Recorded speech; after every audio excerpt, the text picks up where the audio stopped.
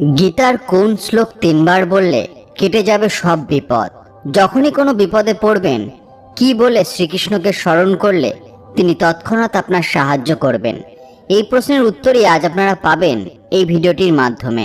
বন্ধুরা, আমাদের জীবনে তো অনেক সময় এমন অনেক পরিস্থিতি আসে যা থেকে 100 মাইল দূরে থাকতে চাই, কিন্তু পেরে উঠি না। এমন পরিস্থিতি হলে কিভাবে তার সম্মুখীন হবেন? আসুন আজকে আপনাদেরকে এমন একটি ঘটনা শোনাবো যা শুনে আপনারা এই সকল প্রশ্নের উত্তর পেয়ে যাবেন, এবং গীতার কোন শ্লোকটি বিপদে পড়লে পাঠ করবেন সেটিও এই ভিডিওতে জানতে পারবেন। জয় শ্রীকৃষ্ণ। বন্ধুরা, কেমন আছেন আপনারা? আপনারা যদি এই চ্যানেলে প্রথমবার এসে থাকেন তাহলে অবশ্যই চ্যানেলটি সাবস্ক্রাইব করবেন এবং বেল বাটনটি অন করে দেবেন যাতে সমস্ত ভিডিওর নোটিফিকেশন আপনার কাছে পৌঁছে যায়। ভিডিওটি দেখে ভালো লাগলে অবশ্যই একটি লাইক করবেন এবং সবাইকে শেয়ার করবেন যাতে তারাও ভিডিওটি দেখে উপকৃত হয়, এবং কমেন্টে জয় শ্রীকৃষ্ণ লিখতে ভুলবেন না। এবার চলুন জেনে নেওয়া যাক সেই ঘটনাটি এবং সেই বিশেষ শ্লোকটি। ঋদ্ধিমা তার ছোটবেলা থেকেই একটু একটু করে টুকরো হয়ে যেতে দেখেছে। ছোটবেলায় অশান্তির কারণে মা বাবাকে আলাদা হয়ে যেতে দেখেছে সে। সেই আঘাত তাকে একটু একটু করে প্রায় শেষ করে দিয়েছিল, কিন্তু তারপরও এর চেয়ে আরো বড় আঘাত তার অপেক্ষায় ছিল। স্কুল জীবনে যে সকল বন্ধু হয়েছিল তারা সকলেই নিজেদের প্রয়োজন অনুসারে তাকে ব্যবহার করেছে। আদতে বন্ধুত্ব ছিল না সেটা, অনেক পরে ঋদ্ধিমা সেটা উপলব্ধি করেছিল। কলেজে পড়ার সময় যাদেরকে সে নিজের বন্ধু ভেবেছিল তারাই তাকে মানসিকভাবে ভেঙে চুরে দিয়েছিল। তার আত্মবিশ্বাস, আত্মমর্যাদা বোধটাকে চূর্ণ বিচূর্ণ করে তাকে একেবারে একাকিত্বের মহাসমুদ্রে ঠেলে দিয়েছিল। সে যখন বুঝতে পারে, অনেকবার করে সে এসবের থেকে নিজেকে সরিয়ে আনতে চেয়েছিল, কিন্তু পারেনি। পরিবার পরিজনদের দুর্ব্যবহার তাকে ক্লান্ত করে তুলেছিল। কলেজে শিক্ষক শিক্ষিকাদের কাছেও সে সাহায্য প্রার্থনা করেছিল, কিন্তু তারাও তাকে বারংবার কেবল হতাশ করেছে। তার বাবা যখন দ্বিতীয় বিয়ে করে তার সৎমাকে নিয়ে আসে, সেই সৎমা তার জীবন আরো দুর্বিষহ করে তোলে। একসময় এমনও গেছে যখন তার সৎমা তাকে ঘরে প্রায় বন্দি করে রেখেছিল, খেতে পর্যন্ত দিত না। এমনকি ঋদ্ধিমার বাবা এইসব বিষয়ে বেশি লক্ষ্য করতেন না। তার মা বাবার এমন ব্যবহারে সে মানসিকভাবে আরো দুর্বল হয়ে পড়ে। মানসিক ও শারীরিক ক্লান্তির কারণে সে প্রায় মুমূর্ষু রোগীর মতো হয়ে পড়ে। সেদিন ঘরে টানানো ক্যালেন্ডারে শ্রীকৃষ্ণের ছবি দেখে। তাকে সরাসরি সে জিজ্ঞাসা করে, তুমি কি চাও আমি বেঁচে থাকি? যদি না চাও তাহলে আমাকে এসবের থেকে মুক্ত করো। সেদিন অবশ্য মেয়েকে বাঁচিয়ে রাখার জন্য ডাক্তার ডাকেন তার বাবা। ওষুধপত্রের জোরে ধীরে ধীরে যখন ঋদ্ধিমা আবার সেরে ওঠে, তখন মনে মনে স্থির করে, হে ভগবান, তুমি যখন আমাকে দ্বিতীয়বার জীবন দিয়েছ, তখন আমি নিজের জন্য বাঁচব। আমার ভালো থাকার দায়িত্ব আর কারোর নয়, কেবল আমার। নতুন শহরে পাড়ি দেয় ঋদ্ধিমা, নতুন করে বাঁচার আশায়। সেখানে একটা বড় কোম্পানিতে ইন্টার্নশিপে যোগ দেয়, কিন্তু জীবন হয়তো তার জন্য আরো কঠিন পরিস্থিতি সাজিয়ে রেখেছিল। সেখানে সে সহ আরো 4 জন যোগ দিয়েছিল। কন্ট্রাক্টে বলা ছিল 6 মাসের ইন্টার্নশিপ শেষে যে কোনো 3 জনকে কোম্পানিতে পার্মানেন্ট চাকরি দেওয়া হবে, অবশ্যই তাদের কাজ কেমন তার উপরে ভিত্তি করে। ঋদ্ধিমার পাশাপাশি আরো একটি মেয়ে ছিল যার নাম স্নেহা। সে সেই চাকরি হারানোর ভয় পেয়েছিল, কারণ তার জানা ছিল ঋদ্ধিমা যেমন পরিশ্রমী মেয়ে, এই চাকরিটা তারই পাওয়া উচিত। তাই সে একটা নোংরা বুদ্ধি আঁটল। সে তার সহকর্মীদের কাছে ঋদ্ধিমার নামে একটি মিথ্যা গুজব রটিয়ে দিল। সে সকলকে বলেছিল ঋদ্ধিমা এক দুশ্চরিত্রা, তাই তার সাথে কাজ করতে হলে সকল পুরুষ সহকর্মীকে সাবধানতা অবলম্বন করে চলতে হবে, না হলে ভবিষ্যতে বিপদ হতে পারে। অবশ্যই ঋদ্ধিমাও সে সম্বন্ধে জানতে পারে।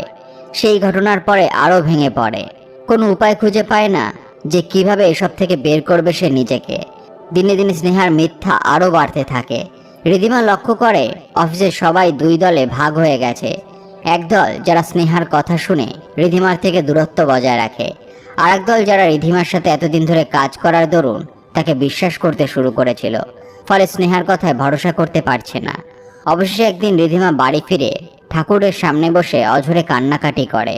বলে, তুমি আর আমার কত পরীক্ষা নেবে ঠাকুর? জীবনের সকল ধাপে কি আমাকে এমন পরিস্থিতিতে পড়তে হবে? কাঁদতে কাঁদতে হঠাৎ ঋদ্ধিমার মনে পড়ে অনেক দিন আগে সে শ্রীমদ্ ভগবদ গীতার একটি শ্লোক পড়েছিল। তারপর কি মনে হতে সে শ্লোকটিকে 3 বার উচ্চারণ করে। তারপর বলে, হে কৃষ্ণ, আমি আজ এই মুহূর্তে তোমার হাতে জীবন সমর্পণ করলাম। ভবিষ্যতে যা যাবতীয় যা কিছু ঘটবে আমার দায় নেই। আমি শুধু নিজের মতো নিজে বাঁচার চেষ্টা করব। তোমার হাতে সবকিছু। তুমি চাইলে ভালো থাকবো, তুমি চাইলে মন্দ থাকবো, কিন্তু এর চেয়ে আমি আর বেশি কিছু চাই না। ইন্টার্নশিপ শেষ যখন সিলেক্টেড 3 জনের নাম প্রকাশ্যে আসে, তখন দেখা যায় রিধিমার নাম সর্বপ্রথমে আছে। তাদের কোম্পানি কর্তৃপক্ষ রিধিমার পরিশ্রম দেখে তাকে সবার প্রথমে রেখেছে। স্নেহার নাম না থাকায় হতভম্ব রাগান্বিত স্নেহা অকারণে রিধিমাকে সকলের সামনে অপমান করতে থাকে। তখন কোম্পানির এক উচ্চপদস্থ ব্যক্তি এসে সকলের সামনে বলে, তুমি যে কুৎসা রিধিমার নামে রটিয়েছ, আদতে তো সেগুলো তুমি করছো। তোমার সম্বন্ধে খোঁজ খবর নিয়ে কোম্পানি তোমার অতীত সম্পর্কে জেনেছে, আর আমরা খোঁজ খবর নিয়েছি কারণ তুমি অন্য একজনকে সবার সামনে দিনের পর দিন অপদস্থ করেছিলে। সেদিন রিধিমা বুঝতে পেরেছিল কর্মফল কিভাবে মানুষকে তাড়া করে। এত সহজে কেউ কখনো খারাপ কাজ করে পার পায় না। আর শ্রীকৃষ্ণের কাছে একবার যে নিজেকে সমর্পণ করে দেয়, তাকেও আর জীবজগতের নানাবিধ অশান্তি থেকে কষ্ট পেতে হয় না। বন্ধুরা, গীতায় ভগবান শ্রীকৃষ্ণের বলা সেই শ্লোকটি হল, তমেব শরণং গচ্ছ সর্বভাবেন ভারত, তৎপ্রসাদাৎ পরাং শান্তিং স্থানং প্রাপ্স্যসি শাশ্বতম।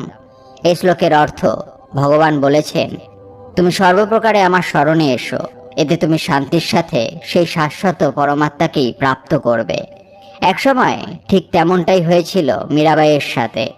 পৃথিবীতে খুঁজলে আরও এমন অনেক মানুষ পাওয়া যাবে যারা ভগবানের কাছে নিজেকে পুরোপুরি সমর্পণ করে পরমাত্মাকে পেয়েছে। তাই তো গীতায় শ্রীকৃষ্ণ সকলের উদ্দেশ্যে বলেছেন, অনন্য চিত্ত হও। এবার চলুন কিছু অনুপ্রেরণামূলক উক্তি শুনে নেওয়া যাক। তুমি যেদিন একা থাকতে থাকতে ভালো থাকার কারণটা খুঁজে পাবে, সেদিন থেকে আর তোমাকে কেউ খারাপ রাখতে পারবে না। মানুষ বড় রহস্যময়। সারাক্ষণ ভালোবাসলেও তা বুঝতে পারে না, কিন্তু অবহেলা করলে ঠিকই বুঝে যায়। মানুষকে আপন করে রাখা মনে হয় পৃথিবীর সবচাইতে বেশি কঠিন কাজ। যোগ্যরা যোগ্য স্থান পেলে বিনয়ী হয়, আর অযোগ্যরা যোগ্য স্থান পেলে অহংকারী হয়। পরিবারের সেই মানুষটাই একদিন হয়ে ওঠে দোষী, যে নিজের ভোগ বিলাস ত্যাগ করে সবাইকে করেছিল খুশি। মনে মনে করা কল্পনা কখনো অন্যকে জানানো উচিত নয়, জানলেই ব্যাগরা দিতে শুরু করে। সম্পর্ক ভেঙে গেলেও দুটো জিনিস থেকে যায়, মায়া আর অনুভূতি।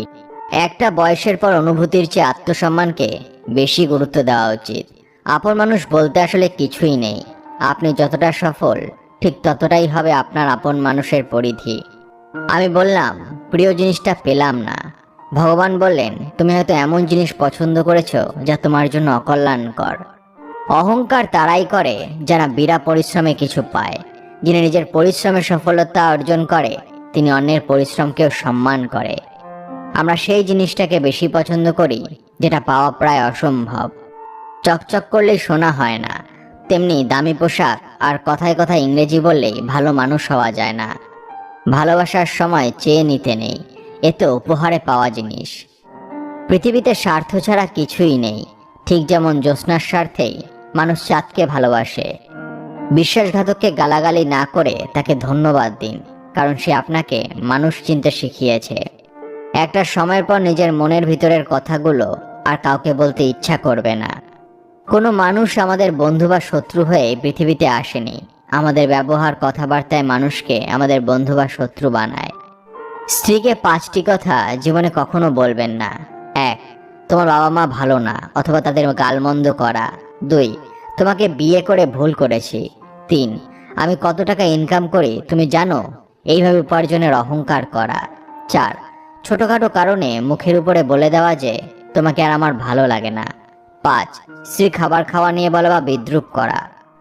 অদ্ভুত বাস্তবতা, অবৈধ পথের ধনী মানুষ সমাজে সম্মানিত, আর ধৈর্য পথের গরিব মানুষেরা সমাজে অবহেলিত। প্রতিযোগিতায় যদি নিজের সাথে হয়, তাহলে হেরে গেলেও অনেক কিছু শেখা যায়। বন্ধুরা, ভিডিওটি দেখে যদি ভালো লাগে তাহলে অবশ্যই একটি লাইক করবেন এবং সবাইকে শেয়ার করবেন, যাতে তারাও ভিডিওটি দেখে উপকৃত হয়।